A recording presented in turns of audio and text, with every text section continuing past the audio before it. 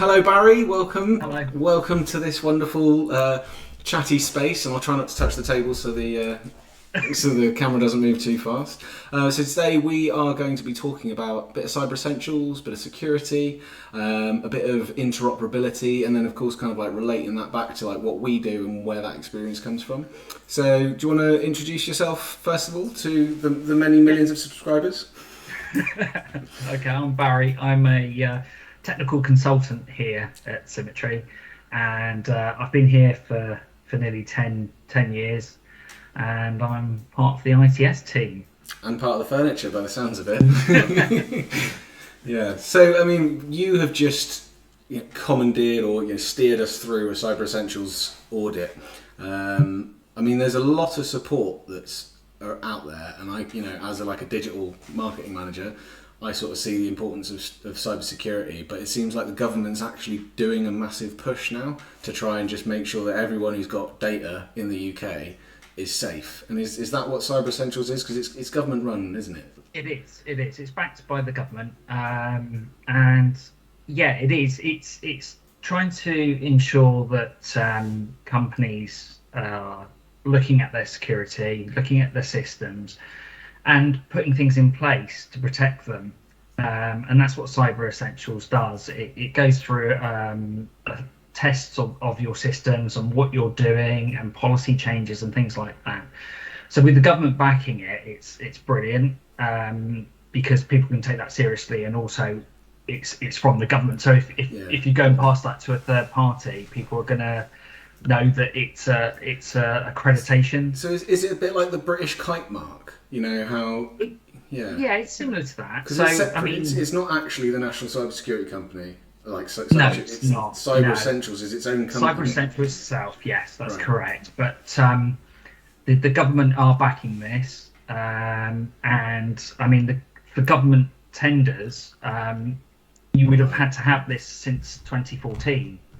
So that's how long it's been around. Things have changed with it. Things have been improved, and also with things like threats that are going on, because attacks and threats are changing continuously. Then those policies have to be changed as well. So that's why every year you have to redo the actual certification. So and there's different bits that get added to it every time. Yeah. So it's kind of like the government coming in and saying, right, this company here, Cyber Essentials, they are marking out and drawing a line in the sand of the gold standard, or the standard that anyone manipulating data in the UK should be at. Adhere to them, I suppose. Yeah. So it is, and it's guiding people. It's helping people to actually see and view their systems, and also, like I say, with tenders as well. A lot of tenders now want to have Cyber Essential Plus on there. And that's any government tender. They brought that in 2022, didn't they? 2014 it was. 2014. It was originally brought in. Well, you've had to have government tenders with Cyber Essentials since 2014. Since 2014. Oh my goodness! Right, Yeah. God, I didn't know that. Yeah, and also Cyber Essentials. The biggest thing is it reduces the risk of an attack by 80%. Oh wow! So this is why it's a serious thing, and this is why governments are backing it, and why so many businesses are now doing it. So who are these people that are hacking? Because and what do they want? I suppose because I was quite a while ago actually. They probably didn't have Cyber Essentials, but it was post 2014. I was part of the agency that handled the data for Weatherspoons when they got hacked, and all of the email subscribers got sort of hacked. And we thankfully we were all right. We were squeaky clean. It got in through somebody leaving it open at Weatherspoons somehow. I don't know. Don't quote me on this. But I can't. It wasn't us. So, I mean, it's a real mixture of, because we've got intelligent firewalls, we can see certain trends from certain countries and IP addresses and those sorts of details of how people are trying to attack, and also what countries, and mainly it's going to not be from outside the UK, or they'll be using a VPN that's outside the UK. Yeah. So, I mean, we get a lot from China, a lot of Russian IPs that try to get in. Obviously, our firewalls are restricted, so we only allow UK IP addresses to access LinkedIn. Cool. So that automatically blocks them out anyhow. But there's large organisations that carry out these sort of attacks, and there's also individuals that do the attacks as well. So it's a real spectrum. It's not just. I knew a guy who was a bit of a white hat hacker. So like in his free time, he would just try and like hack people's systems, and then like he'd send them an email and say, "By the way, just to let you know, I managed to hack your system by doing X, Y, and Z," and like give the whole sort of like technical spec, and just go, "You should probably." So we have tools that we can use. We know the tools that hackers use. Mm-hmm. So by knowing those things, that helps us because we can look at that and say, oh, they're going to try and do things, and this is what the trend is at the moment.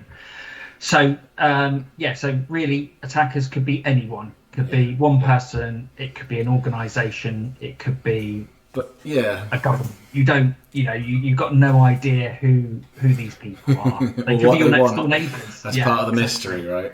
And it could be random. It could be just that they don't know who you are, but they scan the internet, and they find some information. They find a port. They find an IP address. They either get in by hacking or sending an email address.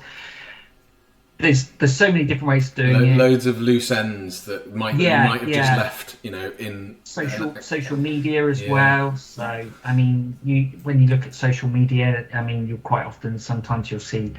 Oh, what was the first name of your first pet? What is its name? And things like that. Oh, really? So people put that out genuinely, and people go, "Oh yeah, well, my first dog was." What's your mother's maiden name? How old are you? What's your mum's maiden name? So it's there are these things that are out there that people think are innocent, but actually they are gathering information from people, and also if other organisations have been attacked. So if they've been attacked and they've been able to get username and passwords, and I mean, people use the same password for lots of things. They'll just chance it, and they'll think, right, okay, you use that on that site. Let's go on this site. Let's do that, and that's another way of doing it. So, I got into the same white hat hacker dude managed to get me into there was an old marketing person that had signed up to all of these different social media accounts, and then had left, and I couldn't get access to them. But then he realised he could see all of his passwords, or some of his passwords, and he saw that it was always something like, I don't know, the company name and then the name of the thing. So it'd be Symmetry Google or something like that. And he just managed to guess and got me into to actually be able to manage the YouTube account, just because it was literally the same thing as he had, with a 1 instead of the I and an exclamation mark. That's one of the ways that hackers do it. I mean, they have their own dictionaries. So, I mean, using common words and things like that isn't great, because they can use a normal dictionary. They can just pump it in, and it will just keep on going through this dictionary. They just push a button, leave it, come back a few hours later, and then see where they've got into. So that's why MFA is an amazing thing. It's brilliant, and using complex passwords and things like that, which is all part of the cyber essentials again, because that's another way of protecting yourself. If you have MFA and you're using another device to authenticate, the hacker can't use that second device. So when they do go to try to get into someone, and it says, can you click on your phone to authorize this and approve it, they can't. So steps like that have come up within Cyber Essentials. It's like you shouldn't use the same username and email address. Well, you got your email address and password on one site. That one site gets hacked. They'll just go jump and just dump it on all of the other sites. So when these when they've hacked something and something's had a breach, so say if it's one of the big social media sites or any big site that's got millions of people, that they'll have that, and it'll be a database or Excel files and things like that you can download, and they can then get that information. They can literally just push it in like thousands of letterboxes. And they can just run it through with software. Scary, isn't it? Really. It is, and Wi-Fi is another one. So with the software that they use, there was a program a few years back called Mr. Robot, which was quite a big program on Netflix. It's about hackers and things like Right, that. okay. Anonymous were actually part of the team that guided them, and the actual software that's on that program is the real software that's used by hackers. Right. So then people have everyone got in started touch with using that it. and then seen it and think, yeah. But things like Wi-Fi as well. I mean, you can clone a Wi-Fi. Yeah, So I've seen that. what you could do is say next door's got a Wi-Fi. You know it's ABC123 for their actual Wi-Fi broadcasting. You can copy that with a stronger signal, and then when they go to log on, they go and put the password in. You capture that password. You can then log into their Wi-Fi. Yeah. Now, when it's next door, that might not be such a Well, next door that's I've got not a True big thing. Speed, so I think I might give that a go. Yeah. Yeah, Okay. so, Was that program called again? But if it's next door to a company or a business or an organisation, then that could be an issue. Yeah. Well, So, I mean, yeah. this is the thing. Like, you can make your entire system secure, but then these days we all use multiple different things that connect to that one system. Like how do we make sure that those things are safe? Is there something like within the APIs? How can you ensure that system is safe? Yeah, well, I mean, it's very similar to people who have. I mean, I've got lots of smart. I can imagine I've got lots of smart toys in my house, and things like smart bulbs and plugs and things like that. They were coming out the factories with default passwords with like 1 2 3 4 admin, things like that. People were hacking into these smart devices. At one point, you could hack into a smart kettle and get into someone's. And it was actually it was a insurance company that got hacked a few years ago. They had a smart kettle. Someone hacked into the smart kettle, which was linked to their corporate Wi-Fi, and they got into their systems, and that's how they got it. So when you've got things like that, you need to think. Actually, hold on, that is a gateway to someone coming into our network. So that's similar to how we are here. Everything that we look at, everything we get. Everything has we have a process and policies in place to ensure that things like that wouldn't happen. We keep everything separate. I mean, we have our own. Obviously, we have Wi-Fi in the office for personal use and also for corporate use. All networks are separated completely. The cloud network's separated in the data center. So it's like you say, when you say things are being connected and stuff. So the best way is to try and keep them separated, and So if something does break, you can just like quarantine it. Lose a limb, it'll grow back. Just lose an arm, but we can still carry on. So very interesting. That's the policy. We've got the National Cybersecurity's 10 steps, which we can refer to. We've written a blog on risk management, and I think that's kind of what you just covered, which is about literally how to manage your risk. If they're looking at you and you're a squeaky clean business and there's no risk whatsoever, they're like, there's something going on here. I mean, another thing to look at Cyber Essentials Plus as well is GDPR, which if you have a breach for GDPR, you can actually be fined 4% of your global turnover. Oh, good grief. So that is a massive amount. Yeah. But if you have Cyber Essentials Plus in place, GDPR, when they look at that and see you've gone and done everything you can to make things secure, then it's less likely you are going to get fined. Yeah, they're going to say, okay, you have actually there's no negligence here. We're not going to fine you for... No. And I mean, other things with it would be that it brings insurance premiums down. So cyber insurance, and also if you have Cyber Essential Plus, you get £25,000 cyber security, which will cover if you have a breach. So if you do have a breach, they give you insurance. Yeah, for £25,000. So if you have that certificate, they're so confident they'll lay down their money to sort of say, cover it. Yeah. Well, it does seem good value. It does seem like just the thing that you should really just do. And they've got IASME as well. Is it IASME? Yeah. IASME. That's it. Who will help and coach you should you need it, right? That's it. We did it through them, and they helped and any questions and things like that, we went to them and said, look, this is our policies. And they came back and said, yeah, that's fine. That's exactly what we're looking for. And actually, quite a few of the items that we went back to, they thought we'd overdone it because we were putting the security side so seriously. Well, we've been pretty hot on it for a while, haven't we? Yeah. I mean, it's great with the Plus One anyhow, because they come back and they assess you and they check, they run brand scans on our systems, and there was no issues.